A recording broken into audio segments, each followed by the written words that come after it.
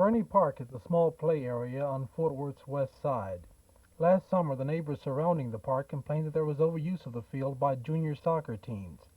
The streets were congested, the constant blowing of whistles was maddening, and something just had to be done.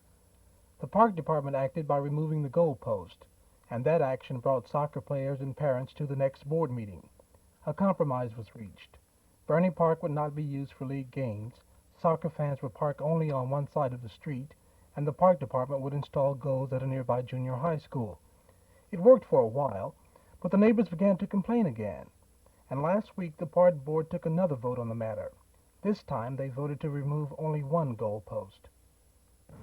Well, the board acted in response to a number of complaints from the residents in and around Berney Park and from some citizens who had tried to use the park.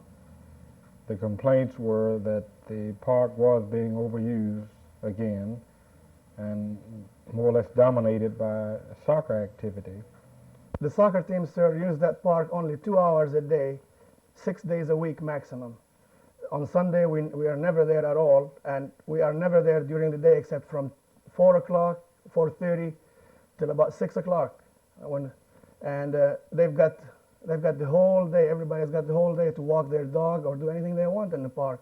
I can't see how it can be overused by little kids. I think that's what the park is. If it's overused, that's great. At least we're getting our money's worth out of a park for a change. Well, it was an attempt really at a solution when we asked the soccer league officials and the coaches to use the park only for practice purposes. This evidently didn't solve the problem. We learned that even in some of the practice games, which were scrimmages, there was all of the trappings of a full-scale soccer game. There were cheerleaders and huge amounts of traffic and just a lot of activity that kept other people from using the park.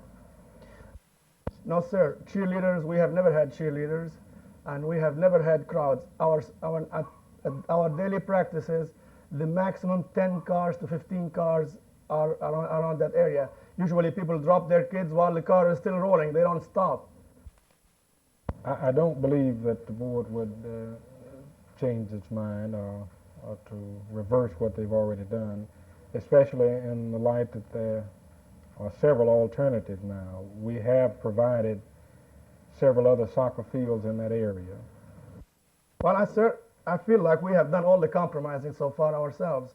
And if the Parks and Board Recreation Department or the Athletic Department or any of them, before they make any decision like that, would at least take the time to come and really investigate the matter for themselves before they can say, oh, you can live and you can't live. You know, decisions like that should be made after a lengthy examination and investigation. And I believe they did not do that, because if they had, they would have seen that there was no congestion, there was no problem with the neighborhood, other than that those people don't want us there, period.